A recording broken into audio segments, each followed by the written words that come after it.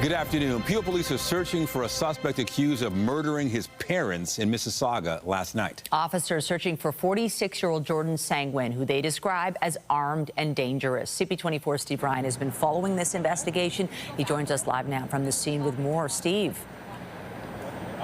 Michelle and Nathan, this occurred on Briarwood Avenue in Port Credit. It's one of the houses behind me here. This happened at 7 p.m. last night, and as you just mentioned, the police are actively searching for this now accused, who they believe murdered both his mom and his dad. Police initially responded to this location regarding a disturbance, and when they gained entry into the home, they found that the man and woman, both in their 70s, had obvious signs of trauma. Both were transported to hospital, where they both succumbed to their injuries. Now, earlier on, we did hear from Peel Police, and we got local reaction as well.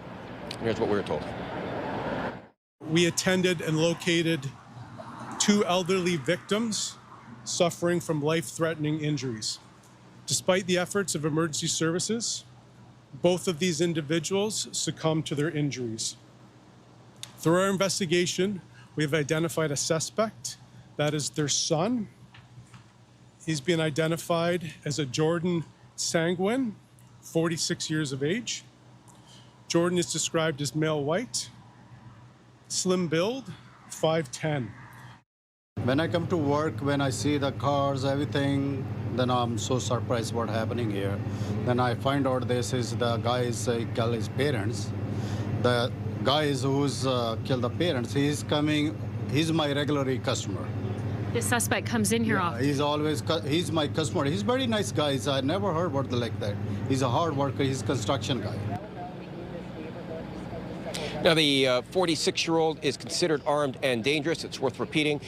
Police did say to us as well that this homicide, this double homicide rather, did not involve a firearm. Nonetheless, this 46-year-old is considered armed and dangerous. If you have information pertaining to his location, Peel Police would like to hear from you.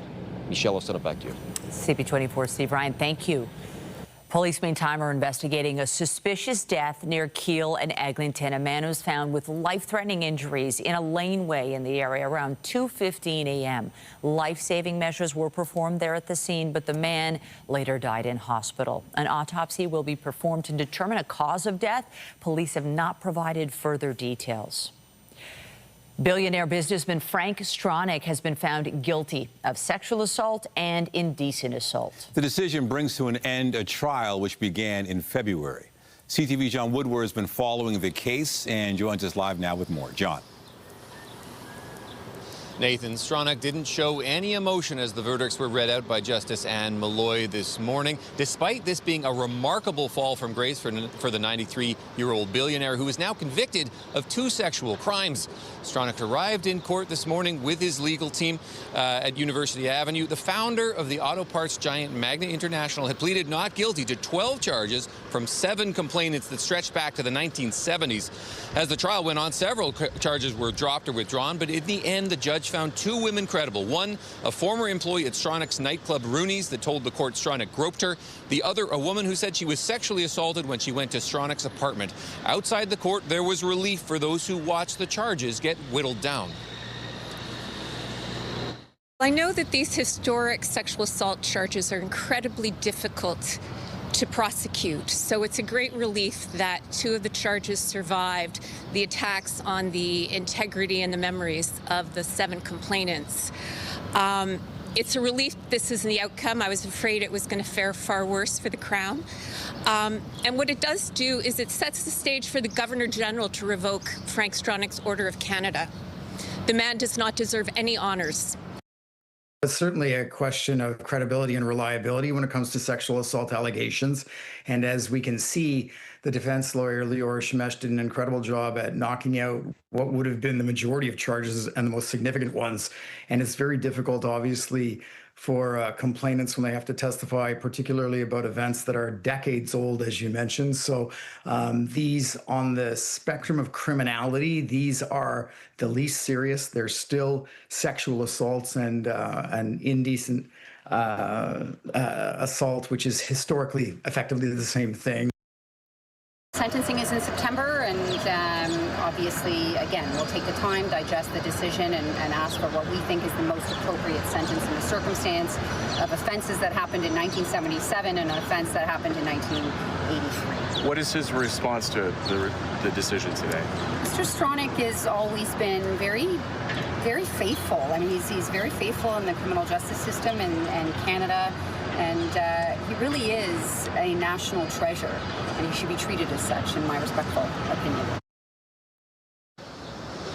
Now, this isn't the end for Frank Stronach. On the Order of Canada front, a criminal conviction requires the Advisory Council to the Governor-General to reconsider the Order of Canada. He also has a number of other similar criminal charges he's to face in Newmarket, as well as at least one civil suit. But today remains very significant for Stronach and his reputation. 2 criminal convictions of sexual charges. Reporting live from 361 University, I'm Jon Woodward. Back to you. Thank you, John. Now to a historic performance by Canada at the World Cup last night, with the team earning its first ever victory. The men's squad dominated Qatar, finding the back of the net 6 times. The crowd on their feet, the whistle in the mouth of the referee. It is Canada's first ever World Cup win, and what a way to get the victory. The win also happened on home soil, with the result sending the crowd at Vancouver's BC Place into a frenzy. CTV's Kevin Chirac takes a look back at the match and what's next for the Canadian side. The Canadian faithful arrived early, a sea of red marching to BC Place. Inside,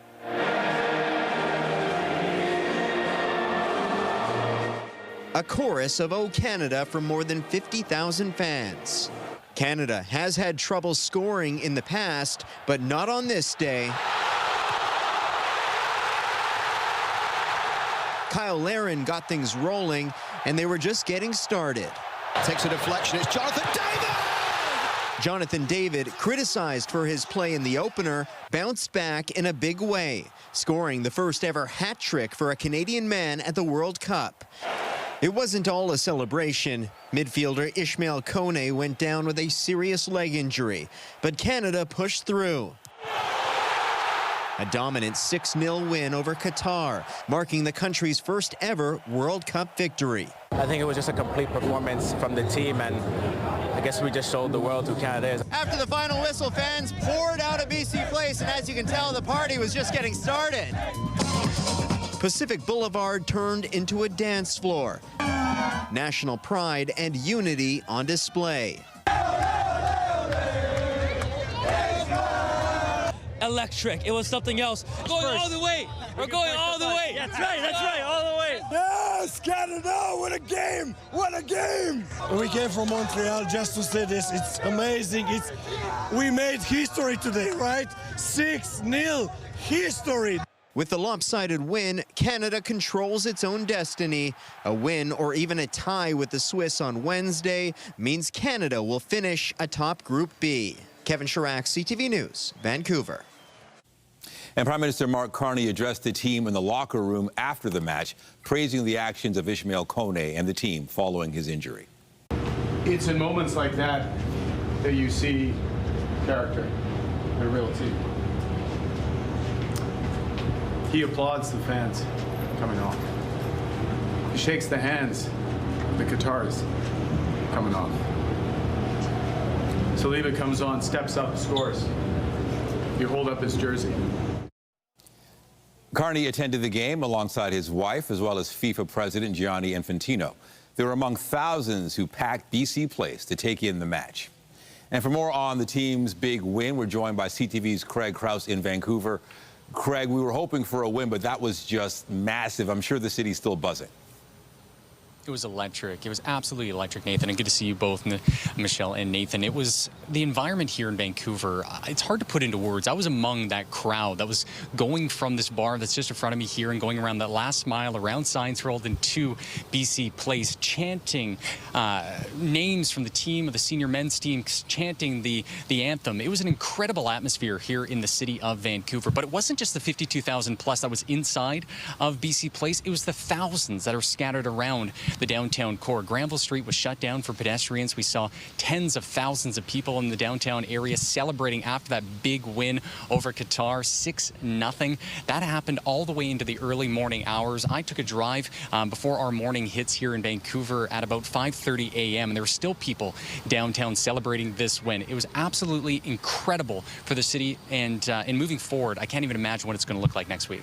Oh, Michelle, Nathan? Goodness. Yes, and here in Toronto, watching it on TSN, we felt like we were part of it. Just incredible. And as much as I want to revel in this very moment, what's next for Team Canada now that we have this epic victory? Well, Michelle, for this team, it's really going to be about getting healthy. Obviously, we've seen Ishmael Kone go down with that devastating injury in that game last night. But we do know that Alphonso Davies, a star of this team, has been cleared to play. So many Canadian fans are hoping that he will be on the field next week when Canada takes on Switzerland here in Vancouver at BC Place. Again, this is a massive game for Canada. They took down Bosnia and Herzegovina. They took down Qatar, or they tied with Bosnia and Herzegovina. They took down Qatar yesterday. So, again, big 3 points yesterday, but this game next week at BC Place against Switzerland is massive for this squad. Yeah, Michelle, there's Nathan? so many different formulas and trying to figure out the math here, but they're close to clinching. Is there a chance that Vancouver could host a knockout game featuring Canada? So it's all about winning here, Nathan. So if they do tie next week, they could potentially win their group and then go on to the round of 32. So if they go on to the round of 32 and they win their group, they will play here at BC Place on July 2nd. If they win that game, then they move on to the round of 16. That will be on July 7th. Again, here in Vancouver at BC Place. But again, it all comes down to winning their games if they want to continue on in this tournament. Back to you. CTV's Craig Krause live in Vancouver. We look forward to you reporting about winning in Vancouver. Thank you. Yeah. The next World Cup match played in Toronto will be held tomorrow when Germany takes on Côte d'Ivoire. This morning, the city provided an update on traffic and transit management during the tournament. CTV's Jon Musselman has been following this story, and he joins us live now with the latest. John. Hi, Michelle. Yes, we're standing outside Toronto Stadium right now, and what we're hearing from city officials as regards to transit, everything seems to be working very well. Now, there was a news conference today to talk about some of the numbers and how they're moving thousands and thousands of soccer fans around the city. We're hearing that on the main lines that feed FanFest and Toronto Stadium, they're looking at ridership increase of more than 30%. So they believe that the resources they put in place are working. They're getting people to where they need to go, and they're hoping that this will continue. We're not even at the halfway point yet, but here is what they had to tell us this morning. Overall, we're very pleased with how the network has performed. Traffic has been manageable, and we've seen lots of numbers of people using transit, cycling, and walking. Vehicle travel times downtown on Friday, June 12th, our first match day, were consistent with the travel times on a baseline based on the previous 4 Fridays, well within the range of normal variation. Across the city as a whole, travel times were actually slightly better than average, again, well within the range of normal variation. So far, in terms of people's customer experience and satisfaction with the TTC, we're seeing over 90% customer satisfaction levels, which is outstanding. Specifically around people's feelings of safety on the TTC and transit, we're seeing that at over 90%. And just to contextualize those scores are coming from both local and regular riders and residents, but also from our visitors. So really excited to see that we're scoring so high on customer experience and hearing that from our customers. This is a success story to date. We are seeing that our service plan is adequate, is moving the ridership across the region that was expected to be seen. Game day service to and from Exhibition Stadium has been very successful. We've been seeing on average for the games close to 20 to 25,000 riders just using Exhibition Stadium.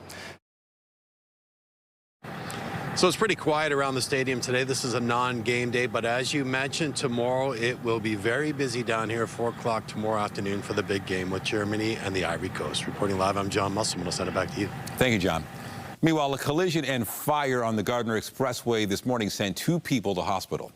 Toronto Fire says at around 9:30 it received reports of the crash in the eastbound lanes just past Yonge, not far from Scotiabank Arena.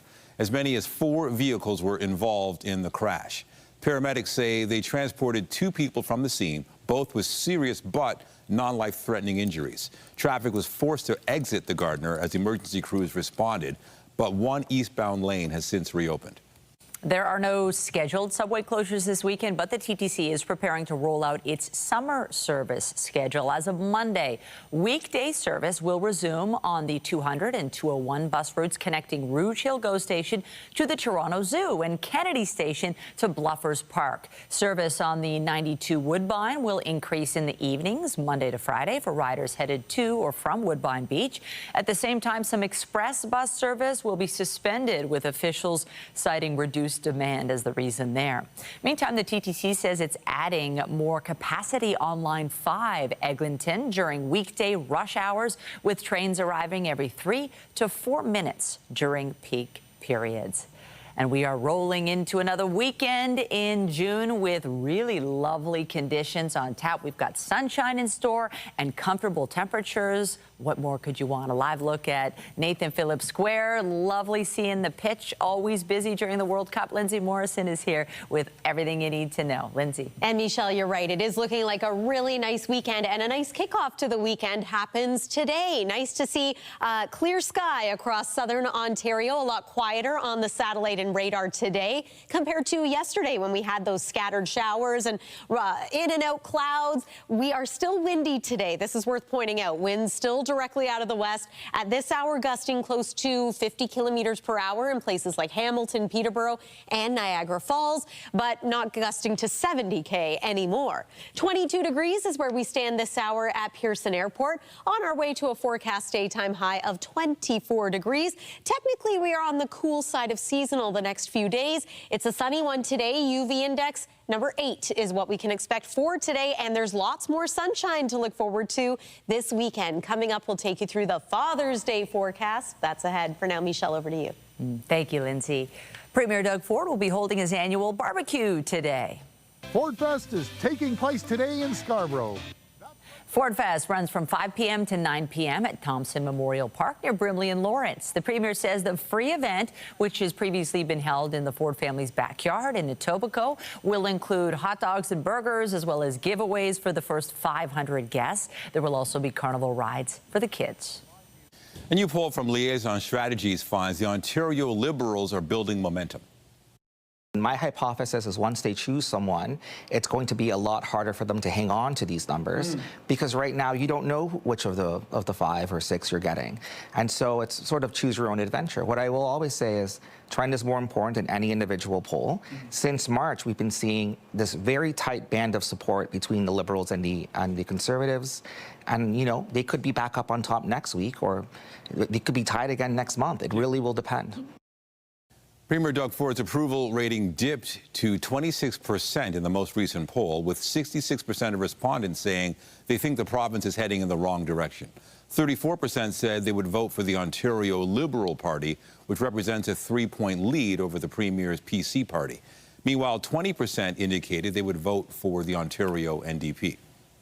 A new report says the province needs more than 1 million university graduates over the next decade if it wants to keep up with labor market demands. The report, conducted by Stokes Economics on behalf of the Council of Ontario Universities, it found the number of graduates that will be needed to fill job openings in careers that typically prefer a university education is roughly 56,000. The 3 fields with the greatest demand are STEM-related jobs, with those industries needing more than 200,000 graduates over the next decade. The House of Commons has risen for the summer, leaving some key legislation in limbo. CTV's Rachel Aiello takes a look at what was accomplished this session and what was not. I think I'll be taking a week somewhere, yeah. Very nice. Yeah, take care. MPs are now on summer recess. The House of Commons adjourning Thursday afternoon after what the Liberals say was a productive sitting. In the spring sitting we are finishing today, MPs passed 21 government bills in the House in 14 weeks. Among the key pieces of legislation the government has recently passed are a series of justice bills, including on bail reform and hate crimes, legislation to implement the measures promised in the budget, and the bill granting police new access powers, though those last 2 still need to clear the Senate. There are also several bills that have been left in limbo until the fall. including the so-called Safe Social Media Act, privacy reform legislation, and a bill to ban goods made with forced labor. The Conservatives, despite agreeing to wrap a day early, said Prime Minister Mark Carney didn't get enough done, slamming him for skipping dozens of question periods. Canadians will continue to ask, where are the results, while the Prime Minister continues to hide. When the spring sitting began, Carney had a minority government. But thanks to floor crossers and by-elections, the Liberals secured a majority in April, making it easier to advance their agenda. So they're basically working as if they were the only party in the House. Asked if he's kept track of how many times the Liberals leveraged their standing to shut down debate, the government House leader said no. I have not. Why not? I have bills to pass, work to do. MPs will be spending the next 2.5 months in their ridings, with the Liberals headed into the summer hiatus with a double-digit polling lead over the Conservatives. Rachel Aiello, CTV News, Ottawa. And CTV's Jeremy Charron was also in Ottawa. He joins us live now. Jeremy, the summer off does not mean no work over the next few months. Lots to get done. CUSMA talks are expected to be a major focus for parliamentarians over this summer. What more can you tell us on that front? Yeah, Michelle, this just means, the legislative agenda gets paused for the summer, of course, and parliamentarians won't be here in Ottawa. But to your point, there's still a lot of work to get done. And I suspect that the Prime Minister and his team will be quite busy this summer, especially focused on trade negotiations with the U.S. There is a CUSMA review, of course, up July 1st. Everyone is watching closely to see what happens. July 1st is the deadline for Canada, the U.S. and Mexico to determine whether or not to extend the deal as is for another 16 years. That is highly unlikely to happen. Canada and Mexico have said they'd be willing to do so. In fact, they would like to do so. The U.S. administration is not so keen. They are keen on renegotiating certain terms of the agreement. And so what is more likely is that we will spend the summer awaiting official negotiations between Canada and the U.S. to begin.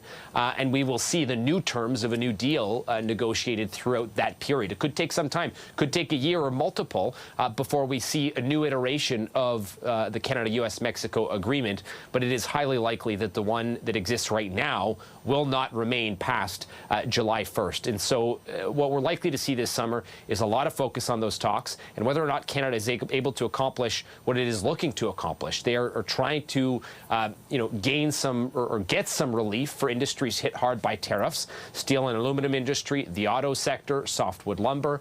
While we know the U.S. administration has some key irritants they are looking to address in negotiations as well. So a lot at stake this summer, Michelle. We may not get all the answers through the summer period, but certainly there will be a lot of work being undertaken throughout the summer months to try and make progress towards an eventual new trade agreement between Canada, the U.S. and Mexico. Jeremy, are there any other pieces of legislation that are likely to be hot topics over the summer? What about that social media ban?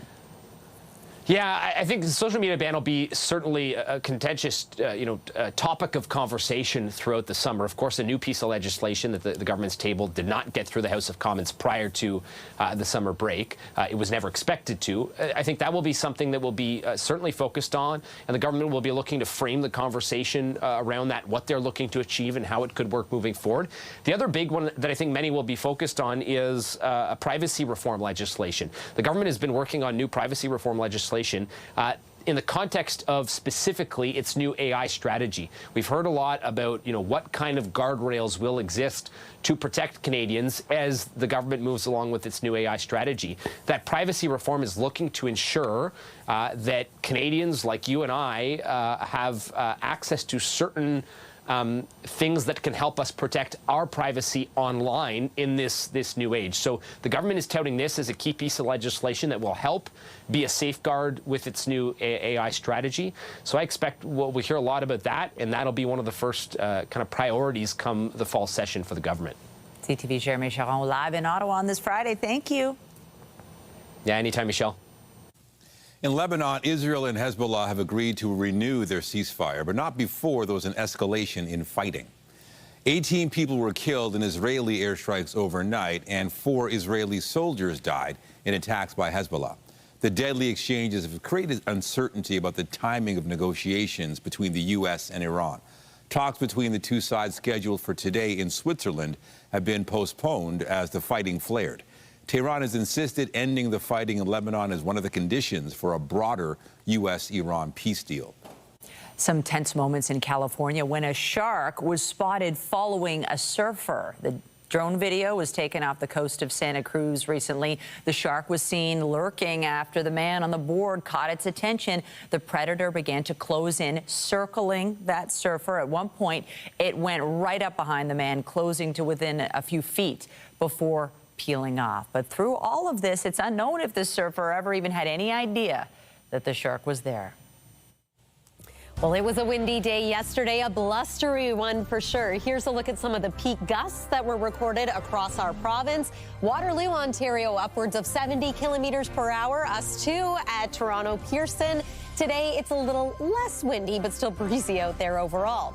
Tomorrow is another game day at Toronto Stadium. Here's a look at what you can expect around 4 p.m. It's a good-looking day, but we can't rule out the possibility of a quick passing shower. Father's Day is looking great during the day, but some cloud cover is going to increase for the evening hours, and then by Monday, we're into a bit of rain. So we'll take a look at your 7-day weather forecast after this break here on CTV News at noon. When you see it happen, send it to CTV News. Text 10400 from your screen to ours. Text 10400. All right, to the forecast. It feels like soccer's in the air, doesn't it? For that big win yesterday. Oh, so good. And yeah, everybody's got a smile. That was an incredible game. And now we have incredible weather for Father's Day weekend. Happy Father's Day. Thank you. You really want it to be beautiful for all the dads out there, and whatever their plans are, be a great weekend of golf. Golf, maybe enjoy a barbecue. Happy Father's Day as well, Nathan. And yes, I agree. The feeling, the good vibes from soccer, very much happening. And this is looking like a good weekend. We've had some interesting weather dynamics for the last few games at Toronto Stadium. Tomorrow, the weather should be less eventful. So if you have tickets, maybe just don't forget a hat, some sunscreen. There's going to be plenty of sunshine this weekend.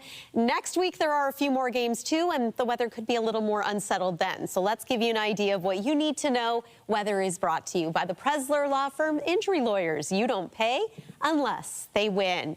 And here is a live look at Toronto Stadium. This view coming from Hotel X. What a great view it is. A couple of clouds in the area, but also mixing with sun today. It is drier just about everywhere. We had those spotty showers yesterday. That is less of a concern today. And temperature-wise, we're not too far off the seasonal mark. Here's where we stand right now, 22 degrees. You are going to find it a little cooler and a little more unsettled this weekend if you're joining us from central portions of Ontario, Wyerton, Muskoka, for example, and a little unsettled around Ottawa today also. Today's high locally, 24 degrees. Average temperature this time of year is 25. Not much in the way of humidity. Essentially, what you see is what you get when it comes to that temperature. If you're hoping to enjoy a nice, comfortable patio, just be mindful of the fact that as we move into the evening hours, it does become a little bit cooler. So you might consider a sweater or a light jacket, but clear skies tonight. Nothing of concern when it comes to active weather, save for eastern sections of Ontario, as mentioned. And I'm going to talk about southwest Ontario for tomorrow, too. So you're going to notice in places, Stratford, Tillsonburg, 40% chance of showers. This is where there's a slightly higher chance of there being wet weather. Even Burlington could get clipped by a little bit of wet weather tomorrow afternoon, but should be a dry day in and around areas like Vaughan, as well as Orangeville, Port Perry. As I was saying, a bit more unsettled the further north and east you go, and that includes areas like Haliburton and Algonquin Park. Your watch party weather for Saturday, if you're hoping to enjoy the game at FanFest. Again, conditions look good, but we'll call it a 30% chance of a quick passing shower for your Saturday afternoon and early evening. Right now on the satellite and radar, we've got mostly sunny skies, a little bit of cloudiness mixing in places, still dealing with this big area of low pressure. And as it rotates, that's what's bringing more rain to eastern sections of Ontario. It's another disturbance that swings through tomorrow and again impacts areas, for example, like perhaps Hamilton into tomorrow afternoon and into the evening. We have a slightly elevated chance of a passing shower in Toronto, and you can see that it is a bit more unsettled overall for the Nickel Belt region, as well as communities east of Georgian Bay and into in and around Ottawa and the border of Quebec. 7-day forecast looks like this. Saturday's pretty good. Sunday, spectacular. Lots of sunshine. I will say, though, that it looks as though some cloud cover is going to increase before the day is finished, and perhaps a few showers to begin Sunday night. But what's more likely is that Monday is a day with periods of rain. It is going to be a little cooler that day, too. We're inching closer to seasonal by the middle of next week. Lots of sun for Tuesday, but keeping an eye on Wednesday and Thursday for possible showers returning. That's the weather for now. Nathan, over to you. Carry the fire for a world free from the fear of cancer. The Princess Margaret Cottage Lottery is on now, and the VIP prize deadline is midnight tonight. Here's your chance to win the Mazda and Mediterranean trip or take $75,000 cash, plus 3,500 prizes of $100 Cottage Lottery tickets. Every ticket supports life-saving cancer research. Buy now at princessmargaretlotto.com. Earlier this month, the federal Liberals introduced new online safety legislation which would force social media companies to block access for kids under 16 years old. For more, we're joined live by Tom Clayton, COO and president at Aura, an online safety company. Tom, thanks for joining us. What was your initial reaction to this proposed social media ban for kids under 16? Yeah, Nathan, thanks for having me. I actually thought Canada was taking a much more common sense approach to protecting kids. It's definitely a more comprehensive approach than some of the other countries we see implementing these bans, and it's trying to solve what we see at Aura, which is a clear link between increased screen time and reduced well-being in kids, which has grown even worse over the summers, or has grown worse over the summers. Where every day is a Saturday and screen time rises on average 30% for those kids. And then what we see in our digital well-being index, their mood drops into what we call the danger zone of high levels of stress, anxiety, and sleep, less sleep. So I think this new legislation strikes a good balance where it's not just an outright ban, it actually forces the technology companies to meet stronger safety regulations. Obviously, the devil's going to be in the details and what those are, but it also goes beyond social media like some of the other countries and addresses AI too, which is we see growing even faster and posing an even bigger risk to kids. Do you think that kids will try to find their way around any sort of ban? Like, what can parents or the government effectively do to police kids from using social media? Yeah, that's what we've seen in Australia. They were first to move it. You know, this is not a fringe movement anymore. The governments around the world are proposing different legislation. But within Australia, it's that up to 2/3 of kids are finding ways around it. Even more worrisome is they are going to darker places on the internet. They're downloading very sketchy VPNs, and so that could be even more dangerous and have unintended consequences. It would be better if they could get the social media companies to put safer restrictions in what they show to kids, as opposed to just outright bans, because kids will find ways around them. So you've got pressure on these social media companies, and we're also waiting for this legislation. But meantime, any tips for parents who want to perhaps do something to control the use of social media with their kids that are under 16? Yeah, so, and I have three daughters, and I've gone through this now, and 2 of them under 16. What I would say is this policy, especially as comprehensive as the one that's proposed, is going to take a lot of time, and kids and families need help now. So my advice is technology is not going anywhere. It has to be a part of the solution. Find ways to help your kids learn self-regulation early on. Don't outright restrict all usage. Teach them how to moderate their engagement. In fact, my youngest daughter, now that I've had 3 swings at this, she came up with a digital detox Sunday on her own, where she puts down her phone, all screen time, goes outside, plays with her friends, goes swimming, has hobbies. And I've seen a meaningful difference in her mood versus my first 2 daughters who spent way too much time online. I like that, the Detox Sundays. Thanks for your time, Tom Clayton, COO and President at Aura, the online safety company. We appreciate it. Thanks, Nathan. Bye. I feel like we adults could do that, too. To sports now, the Marlies will try to hoist the Calder Cup again tonight after falling short of the sweep last night. Side of the goal, it comes, sends it back out front. A little backhander shot, scores!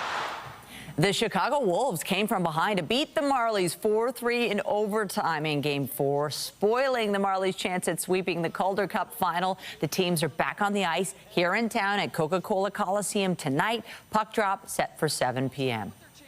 The Maple Leafs have acquired defenseman Darren Radish from the Tampa Bay Lightning. The 30-year-old is coming off a career-best season, which saw him record 70 points in 73 games. The Leafs have signed Radish to an 8-year contract extension after completing the deal. It saw Toronto send a 5th-round pick to Tampa Bay. The Blue Jays can get to the 500 mark if they beat the Chicago Cubs this afternoon. 3-2 again. High in the air to left field. This is off the wall. Clement is in to score.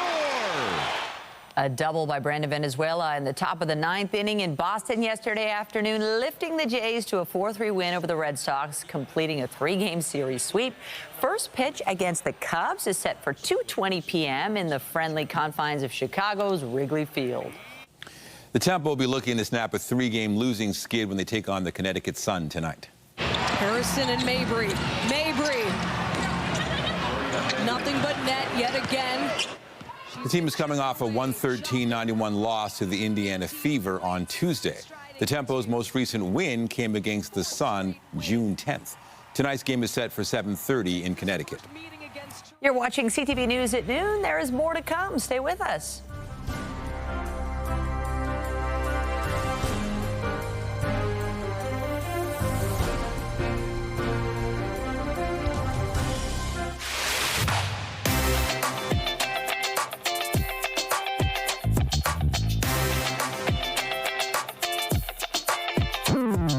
Queen Street West is legendary. The energy here is amazing. There's always something going on. Here, come on, let's go check it out.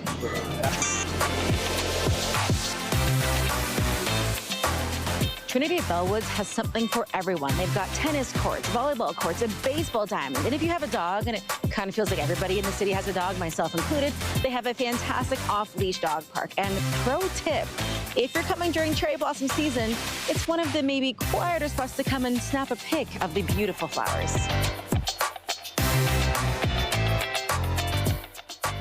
Hey, hi. Tucked away in Toronto's Fashion District is Graffiti Alley. It is wall-to-wall murals. You've got artwork changing all the time, and because this is a legal graffiti alley, the art is changing all the time. You have video shoots that happen here, photo shoots. Actually, while we're here, let me take a picture. This looks really cool. Now, the Rex has history here on Queen Street West. It is a great place to come for live jazz. You've got the blues, really chill vibes. You can also go in, grab a drink and some bites. It is historic here on Queen West.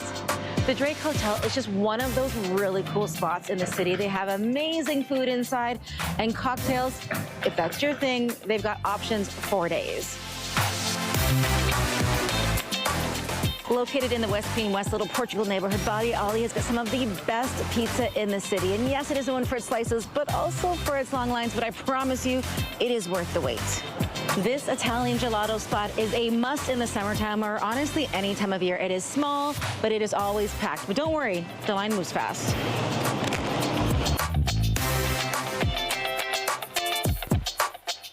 From incredibly bold street art to diverse eats, Queen Street West is just where Toronto comes alive. For more information, you can visit our website.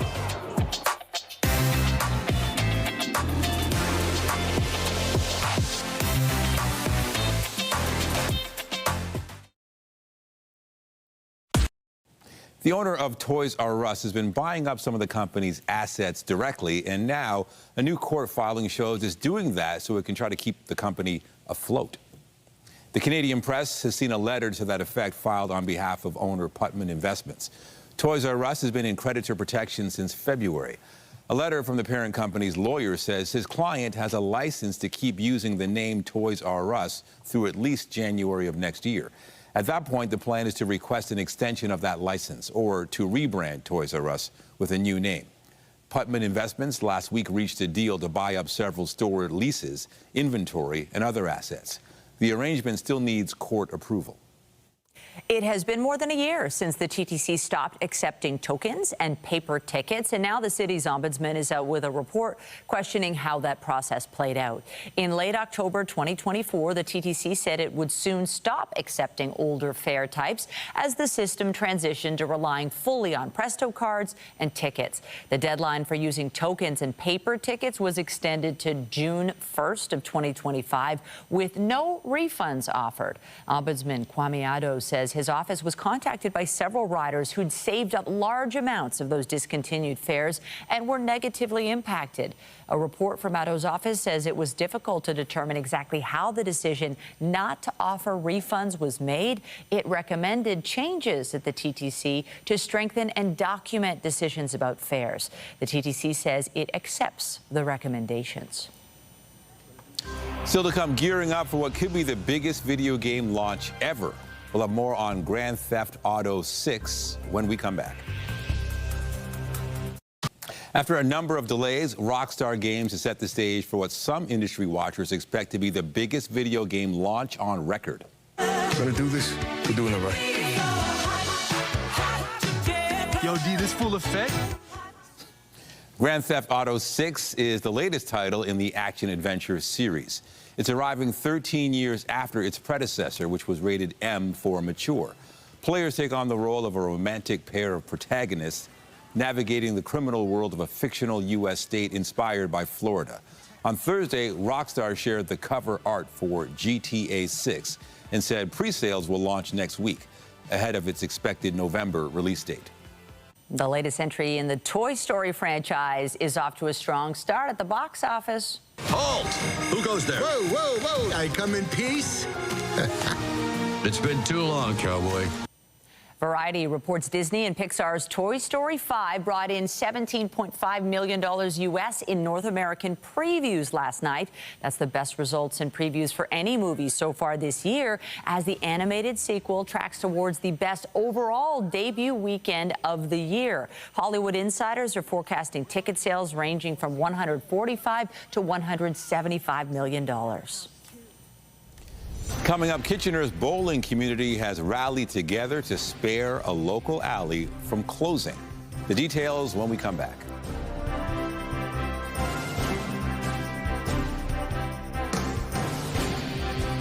A surprise purchase has spared a Kitchener bowling alley from closing. The facility announced in May it would be shutting its doors for good, but a pair of the alley's most dedicated bowlers are striking out on a new business venture to revive it. CTV's Spencer Turcott reports. The echo of bowling balls crashing through the pins of this Kitchener bowling alley has faded, but that will soon change. Planning on doing some painting design. In late April, word spread that AMF Frederick Lanes would be closed by its U.S. parent company in May. Heartbroken bowlers came forward expressing how big of a loss that would be, even launching a petition to save the alley. We were given so little notice that, yeah, it did not feel good. So it was sort of like a shared sentiment with the bowling community, was just that it was devastating. Then two of the alley's biggest fans made a bold move after it became clear this place was too important to lose. For Cassandra and I, almost like this motivational rage of something. Yeah, it's like an injustice. They went from bowlers to business owners by throwing a lifeline and striking a deal to revive Frederick Lanes. Frederick Lanes is coming back, and we're super excited. After Town Bowl closed in 2023, many feared this could be another hit against the sport locally. Instead, a community hub comeback for local league legends and bowling beginners. We're hoping to keep it quite affordable and really consider the cost that it would be for a family of so many to come in. The new owners say there's still plenty of work ahead, and while they don't have an exact reopening date pinned down, I would like to have this place open this summer. We want to be open, hopefully, mid-July. As they work to keep the customers rolling in, the pair are learning the business side of the game. There's so many things in this facility that are way above my pay grade. Everyone who was working here before this whole thing happened, that each of them know way more than I do about everything that goes on here, and so many of them I'm hiring back. But the hard work is well worth it, they say, because this was never about saving a building. It was about preserving a community, one that refused to let Frederick Lanes end up in the gutter. Spencer Turcott, CTV News, Kitchener. In the gutter. I love those bowling puns. You good at bowling? Probably not. No, last time I bowled, I was as a kid. Oh, yeah. Yeah. Yeah, it's a fun sport. It's a good sport. If it's a sport. Is it a sport? It is a sport, All right, yes. it's a sport. Absolutely, and it is fun, I agree. Let's take one more look at your weather for the rest of the day, and more specifically into the night tonight. Calm conditions, overnight low near seasonal at 13 degrees, perhaps on the cool side of seasonal. Don't forget the jacket if you're heading out for some evening plans tonight. And then tomorrow's high of 24 degrees will feel near normal. Hint of humidity for both Saturday and Sunday, lots of sunshine. And a reminder, in addition to it being Father's Day on Sunday, it's also the summer solstice. So we're going to be celebrating the new season with a 7-day forecast that is a little cool for the first week of summer. Perhaps a little unsettled at times next week, too. Nathan and Michelle. All right. Thanks, Lindsay. And that's it for CTV News at noon. Remember, you can get Toronto's breaking news all day long on CP24 and at ctvnewstoronto.ca. For Lindsay Morrison and all of us here, have a pleasant afternoon. I'm Michelle Dubé. And I'm Nathan Downer. Be sure to join us later for CTV News at 5 and 6.